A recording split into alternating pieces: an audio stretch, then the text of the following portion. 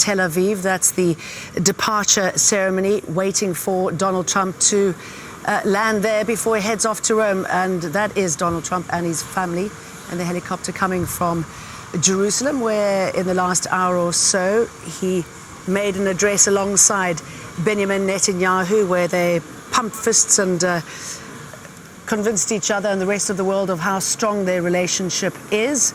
And preceding that was his meeting with the Palestinian leader Mahmoud Abbas, where he skirted around the big issues but basically reconfirmed his confidence that the peace process could be kick-started and pushed on its way. We believe that Benjamin Netanyahu and the President, Reverend Rivlin, are standing on the red carpet to say goodbye to Donald Trump. This was the second part of the trip. The first part, he arrived in Saudi Arabia, where he got involved in a very big arms deal. Arms, obviously, a very big, important issue, too, as far as the Israelis are concerned. Let's bring in Harry Fawcett.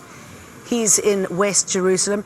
Talk us through what we're seeing now and what we've been witnessing for most of the day.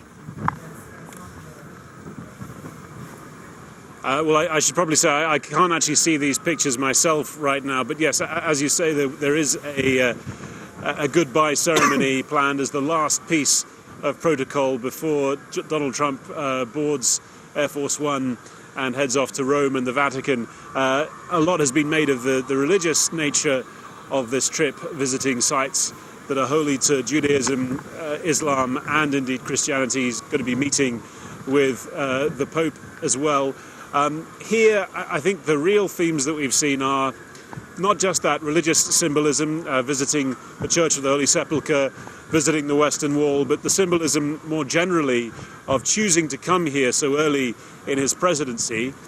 He is obviously investing a lot of his own political capital, a lot of his own personal energy, and presumably, given the fact that his presidency has been so beset by chaos and scandal and negative story after negative story back home, this has been something of a boost, something of a relief to have had such a warm welcome from the Israelis in particular, and potentially to divert attention towards the idea that he, as he says, could be the president to bring the ultimate deal of peace between the Israelis and the Palestinians. And his big it's been speech today a was real at the family Israel affair, Museum hasn't it, here Harry? in Jerusalem. Sorry, excuse me jumping in there. It's been a real family affair, hasn't it? I mean, his wife has been there. Obviously, his daughter, Jared Kushner, too, somebody that he holds very close to him, somebody he believes can really push this peace in the Middle East. I mean, have any details come out about how this is going to happen? No, and that is something that perhaps was not part of the plan. The fact there isn't really a plan yet. I mean, there is a lot of, as I say, language and a lot of presidential impetus and energy being put here. And I think that's really the design of that, is to sort of communicate to everyone here and further afield that there is the full weight of the White House behind the idea of a peace process. And certainly Jared Kushner, and through the envoy that reports to him, Jason Greenblatt, there have been a lot of contacts made, and perhaps something in the background is starting to brew.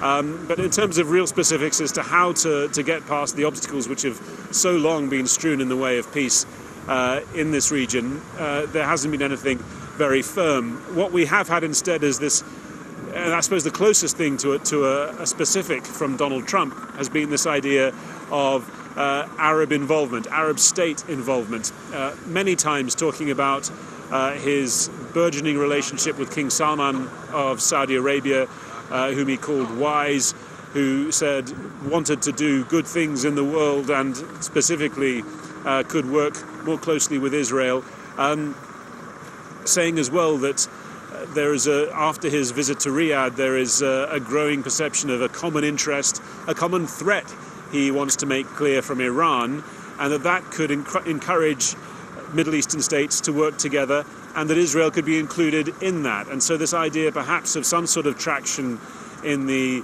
Israeli-Palestine problem coming from outside of those two places, coming from other states in the region. Obviously, that's not an entirely new idea. It's an idea that has failed in the past, but it's the closest thing we've had to a specific idea so far from Donald Trump.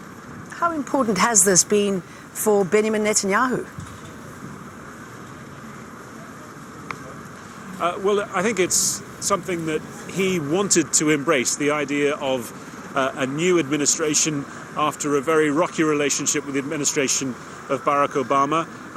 And during the campaign and during the lead up to the Trump administration, certainly from Benjamin Netanyahu himself and the more right-wing members of his cabinet, he presides over a coalition with some very extremely right-wing groups in it.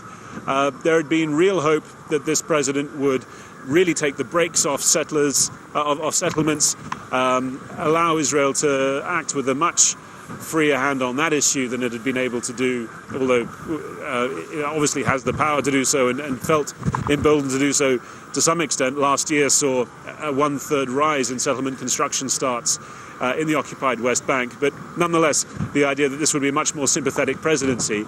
And then since he came to office, of course, famously in February, asking Benjamin Netanyahu in Washington if he couldn't rein in settlement construction a bit, controversy over whether the Western Wall was under Israeli jurisdiction or Palestinian jurisdiction, delaying the promised move of the US embassy from Tel Aviv to Jerusalem. There were some concerns, especially among the more right-wing members of that cabinet, as to exactly what this new presidency would mean in reality, now that President Trump had to try to appeal to the Palestinians as well as the Israelis. Well, this visit, all of the symbolism around it, all of the body language and language around it was about chumminess, friendliness, warmth, love, Donald Trump said more than once. So that is something that for Benjamin Netanyahu is obviously very important for his own constituency here in Israel. It seems to be the case. Thanks for that, Harry. So we've been looking at a picture of the helicopter. Donald Trump is in there for the welcome back to Tel Aviv party before the departure ceremony gets underway on the red carpet. We've got the presidents and the prime ministers of Israel after what appears to be a pretty successful trip for Donald Trump and for Israel. Next stop is Rome, where he meets the Pope. I should imagine there'll be a slightly different tone there. Let's bring in Mahjoub Zweri. He's Associate Professor in Contemporary History of the Middle East at Qatar University, and he joins us now. So we've seen real friendship and, as Harry was saying, lots of love there between the US and Israel. I mean, quite a statement now, isn't it? We're seeing a different administration, a different relationship. I think this is a good start to the Trump administration and the relation with Israel. We knew that the relation between Tel Aviv and Washington was going through crisis. Obama was not really loved by Netanyahu. And now it seems that Trump is trying to introduce a new face of foreign policy of the United States towards Israel and the so-called peace process in the region. Will this help the Palestinians in any way by becoming even closer to Israel? I think Trump did meet Mahmoud Abbas in Washington just a few weeks ago, and today he met him in Beit Lahem as well. I think that is an indication that he wants to be a mediator between both sides. However, as I was following his statement in his meeting with Mahmoud Abbas, there is no mention, for example, a two-state solution, and which basically it seems that both Israelis and Palestinians discussing that as a potential solution.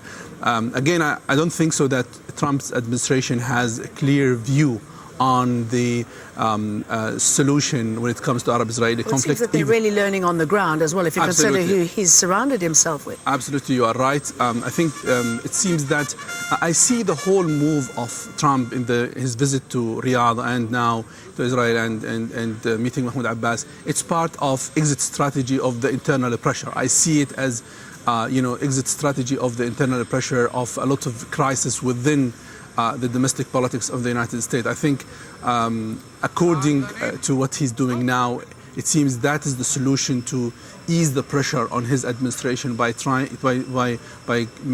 breaking through on the foreign policy, trying to introduce the United States to the world and bringing the United States to bring solutions to a lot of problems. But if you don't understand those solutions or the nuances or the levels of it, do you think that's one of the reasons that he's outsourcing this to other Arab states?